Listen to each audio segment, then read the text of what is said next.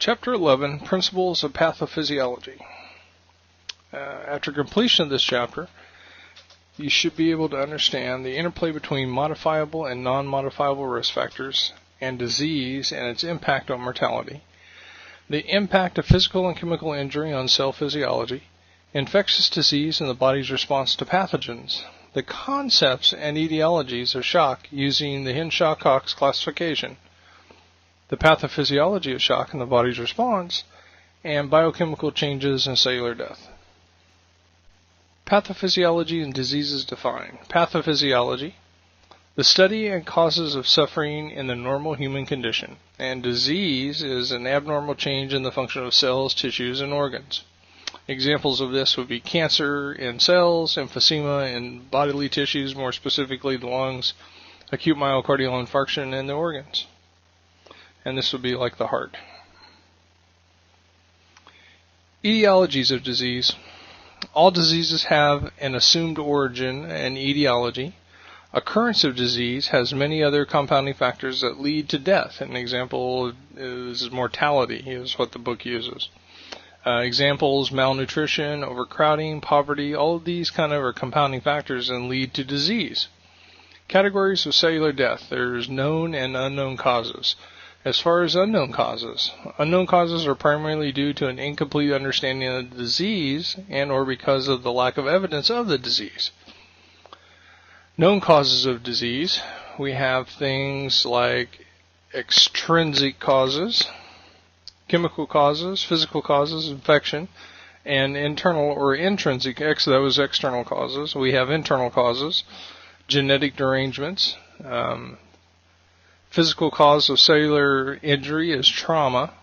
At the molecular level, there can be metabolic derangements, and this would be considered an extrinsic cause. Genetic derangements, which would be an intrinsic cause, so internal versus external. When we talk about risk factors, there are several risk factors. Examples of them are your lifestyle, an individual's life circumstances. Age is a risk factor. Modifiable risk factors, they could be something like quit smoking or stop drinking alcohol, or it could be environmental, and this would be a lifestyle or occupational change. Prognosis, another term here, expected outcome of a disease. It may be good, recovery and survival, or it may be poor, and there be death or disability. Introgenic disease, previously known cause of disease that was introduced to a patient as a result of a medical intervention. So the patient had a medical intervention and essentially he came up with another disease. Every medical intervention carries with it some risk or harm to the patient and potential cause of disease. Disease as a process. Pathogenesis, origin and development of a disease, is a sequence of events at the cellular, biochemical, and molecular level. Outcomes on this, we can have several outcomes. We can have recovery, which is return to the formal functional capacity. In that, we can get residuals from the disease, physical or chemical changes remaining after the encounter of the disease, or we can get, if it's a chronic disease, we can get something called an exacerbation. Chronic disease returns or flares up. We can get survival or remission, and remission is the disease is forced out into a non-active state. It's not cured, but it's stopped for the time, remission, and then we can go dormant, which is a state of biological rest. And then, obviously, the disease, depending on how severe it is, could cause death. And from that, we get a couple more terms here. Morbidity and mortality. Morbidity is the incidence of the disease, and that could be as socioeconomic, that could be genetic. This disease occurs more in men than in women. It could be sex related. Mortality, a term on that, which is the death rate of the disease. And epidemiology. Epidemiology deals with the study of the causes, distribution, and control of disease in populations, and the morbidity and mortality reports essentially come from the Center for Disease Control and Prevention, or the CDC. Causes of cell injury. We're going to look at chemical and physical causes here. Chemical causes, we can get hypoxic injury, which very simple is low concentrations of oxygen. Causes a cell to redirect their metabolic process to an anaerobic or without oxygen metabolism in an effort to sustain the cell. The advanced cardiac life support kind of look at it in multiple problems, or their view of hypoxia. There's, in the ACLS viewpoint, there's about 3 problems. There's either a problem with the pipes or the container, there's a problem with the pump or the actual heart, or there's a problem with the fluid. And each one of these, our job is to kind of get ahead of whatever we think the problem is. We derive off of field diagnosis. Ischemic cascade, which would be a cascade of cellular death that kind of started internally. Cells deprived of oxygen subsequently convert to an anaerobic respiration. We get a cascade of biochemical reactions that start to take place, which can eventually lead to cell death. Reperfusion injury and free radicals. Acute interventions during a medical emergency can reverse hypoxia and prevent permanent injury and even infarction.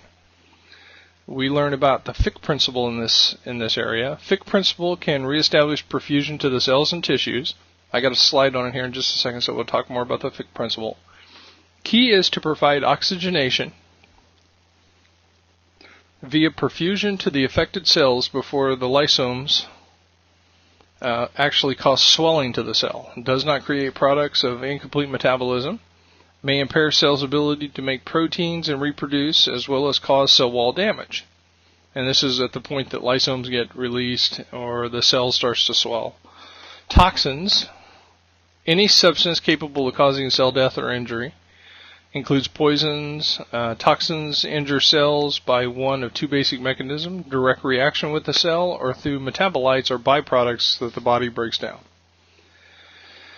And physical. We get mechanical injury, heat and cold, which can either freeze or actually burn the tissue, burn itself, and then barotrauma. We'll talk about every one of those, all of those, just a little bit.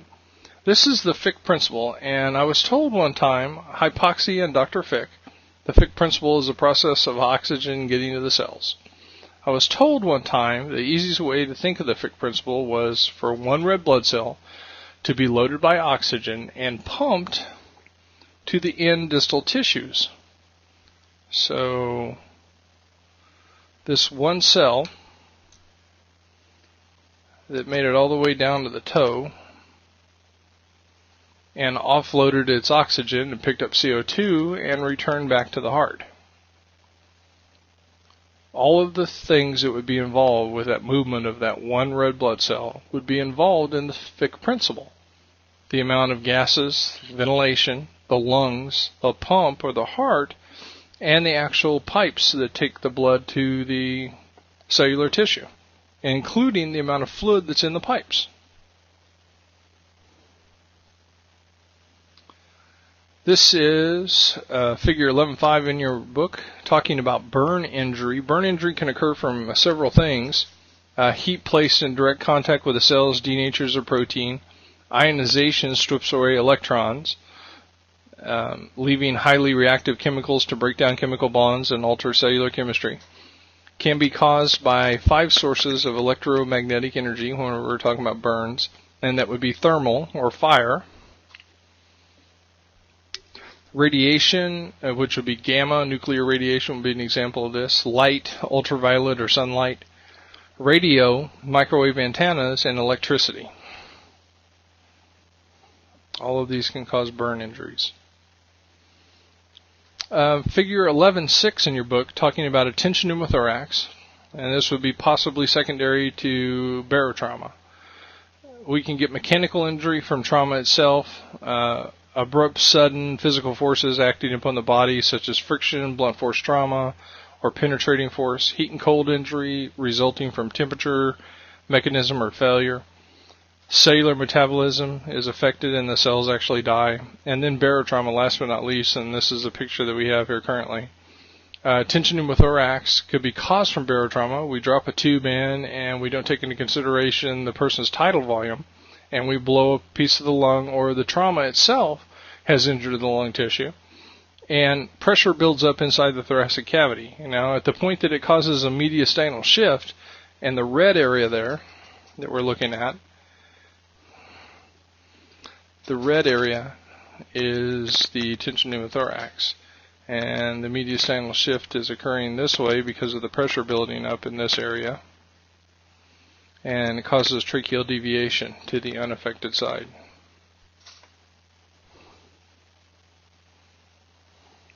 Disorders and infection. Metabolic disorders, nutritional deficiencies or excess. Example of this, scurvy would be one, and obesity would be another.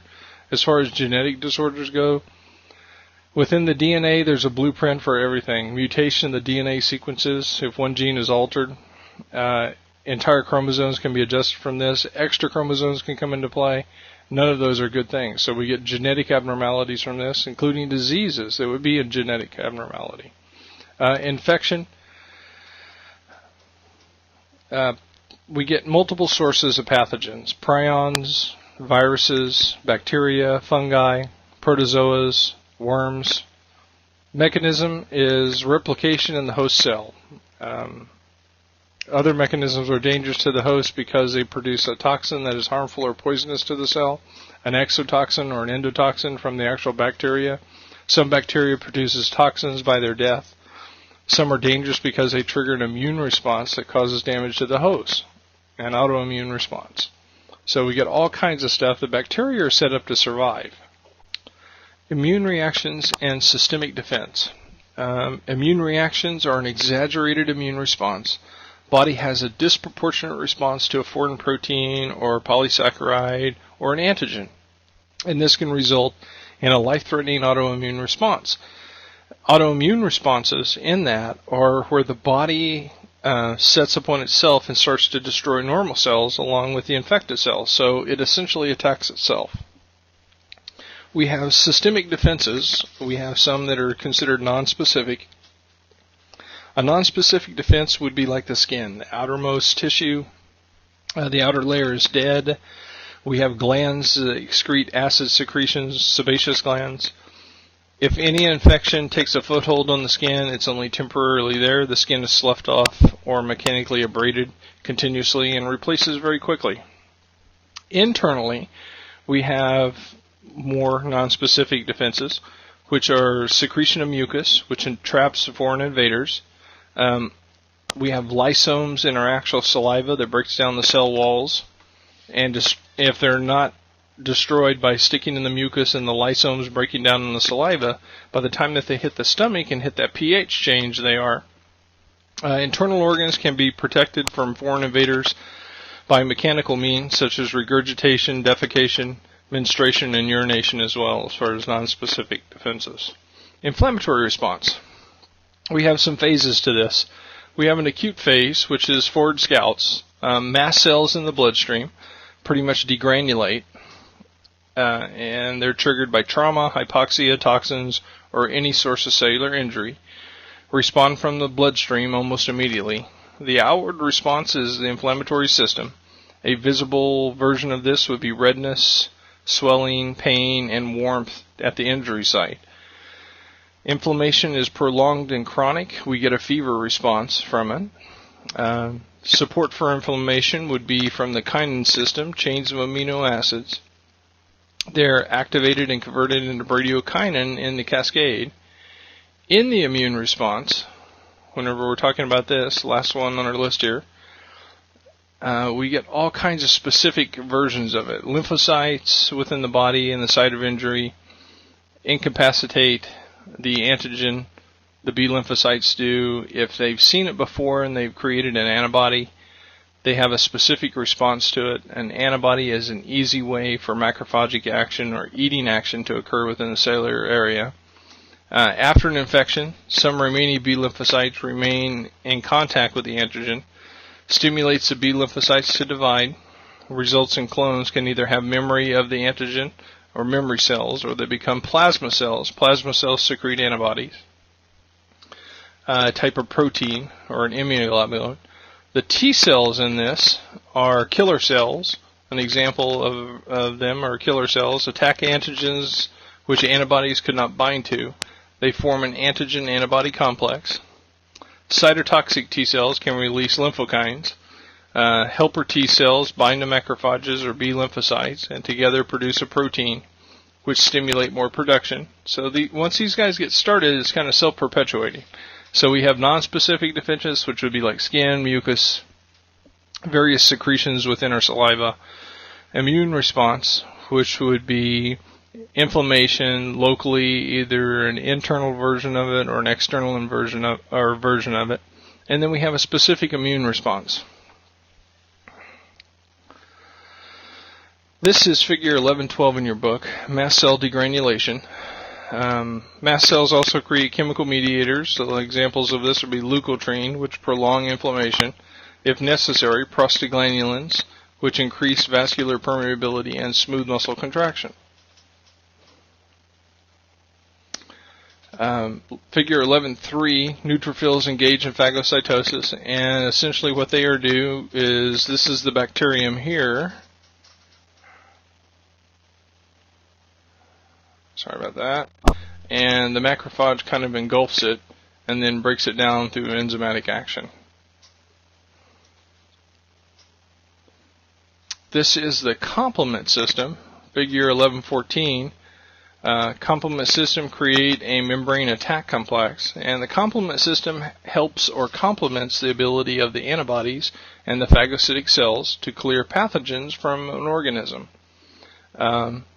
Their support for inflammation, supports and controls the inflammatory response. First mechanism is a classic pathway, and that's this whole area up here. Once we have an antigen and an antibody complex, C1 complex is formed, and then we form essentially the classic pathway, C2, C4, or C3. An alternate pathway of this is C3 itself comes off, and then from that we make another complex which initiates, let's see, cell swells and bursts. C5, C6, C7, and C8 and C9 together form a membrane attack complex. So this is a cascading response that essentially assists inflammation, and it causes destruction of foreign antigens, which is this guy up here.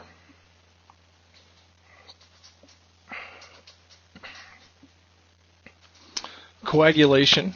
Coagulation is involved in the immune system.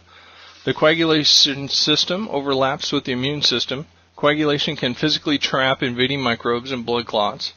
Also, some products of the coagulation system can contribute to the innate immune system by their ability to increase vascular permeability and act as a chemotactic agent for phagocytic cells.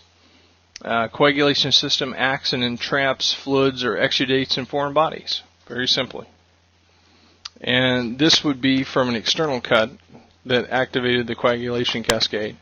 Prothrombin to thrombin, and fibrin to fibrinogen, and platelets adhere to that until we get a thrombofibrin polymer that essentially closes the external laceration. Now, in the case of foreign invaders like bacteria, what this would do is this would bind up with them at the point that they don't have the appropriate protein marker on their cellular surface.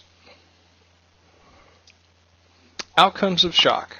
There are several different kinds of shock, classifications, and we pretty much would classify them as, and this is supposed to be hypovolemic. This is from Henshaw-Cox's shock classification system. And first classification we have here is hypovolemic, which is essentially low fluid. That includes bleeding and or fluid volume in general, not enough fluid for the actual pump. Cardiogenic, which would be a pump problem. Distributive, and this would be anything that would have or obscure our distribution of the actual blood. Most commonly, this would be things like neurogenic shock, anaphylaxis that would cause massive vasodilation in some form or fashion. Obstructive is physical impairment of forward blood flow. Example of this would be a PE. And then endocrine shock, which would be hypoglycemic shock. So things like low blood sugar and things like that do not give enough metabolic energy for the body to continue would be in the shock classification. The pathophysiology of shock.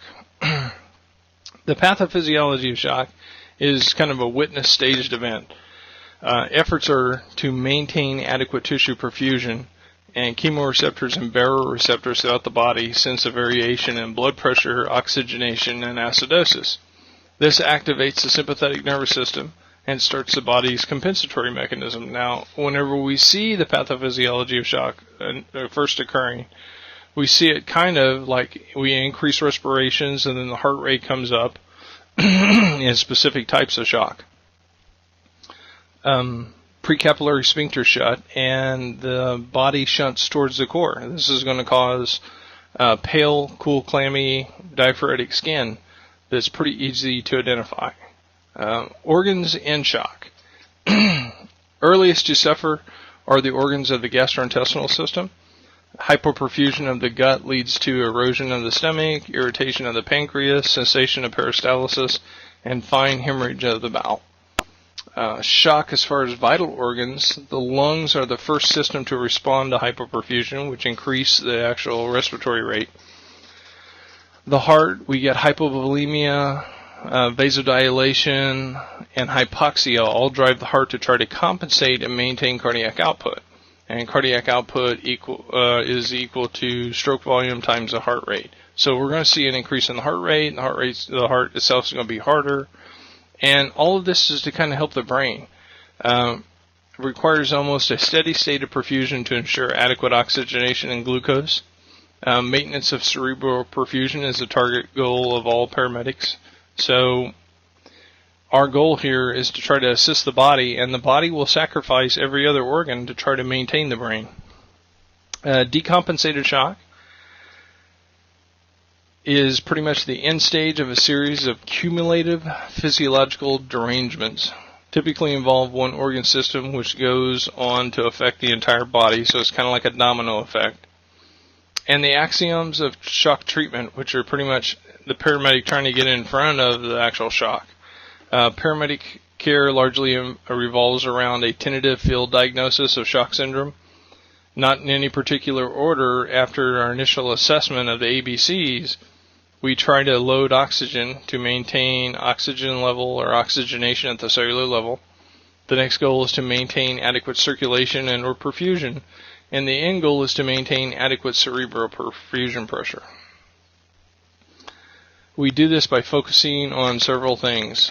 Mean arterial pressure, when we have equipment available, pulse pressure, when oscillatory or manual sphygmometry is used. Importance of oxygenation cannot be overemphasized. Cardiac function should be maximized.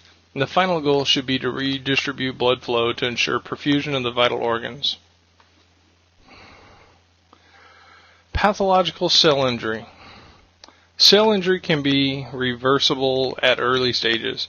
This is characterized with cellular swelling and an accumulation of sodium and water. The changes in the cell wall membranes are called blebs. At some point, the lysomes inside of the cell actually ruptures and become available on the outside.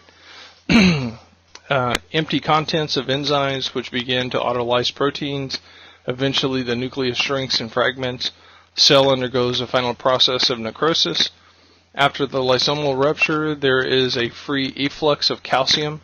The efflux of calcium joins unused phosphates from the remains of leftover ATP and precipitates a solid mass. At this point, the cell has experienced an irreversible hypoxic injury. Patterns of necrosis. We have coagulative necrosis. When muscle cells die, such as in a myocardial infarction, the skeleton of these cells remains and the tissue remains firm. And this firm tissue is kind of called coagulative necrosis. Now, even in the heart, though, that tissue does not beat like it normally does. We have also liquefactive necrosis. Cells that are largely in lipid contents, such as neurons of the brain, simply liquefy upon death and leave a pool in their place. And then we have gangrenous necrosis, and I got these 3 pictures offline. This is dry gangrene. So cellular destruction occurs, and it's actually, all of these are a form of coagulative necrosis. The blood flow is interrupted for one reason or another. Severe bacterial infections, which can result in dry gangrene. People with impaired peripheral blood flow, such as diabetes, are at a greater risk for developing this. This up here is dry gangrene. This is wet gangrene. We still have the same problem, only it has an ample supply of fluid still to it. Now, this can cause septicemia pretty quickly and become a systemic infection. And then this one here is gas gangrene, which the byproducts of the bacteria actually give off gases which cause pockets in the actual skin tissue. Death. Important terms and concepts. We have somatic death, which means the death of an organism. We have postmortem changes, specific body changes associated with death. And then we have clinical death, and these are all terms here, which is the absence of vital signs. We have biological death, which is irreversible. This is generally associated with the absence of brain activity. We have rigor mortis, which is stiffening of the muscles. We have livor mortis, a condition caused by relaxation of the vascular bed and the pooling of blood in dependent portions of the body. We have algor mortis, which is the body's natural cooling.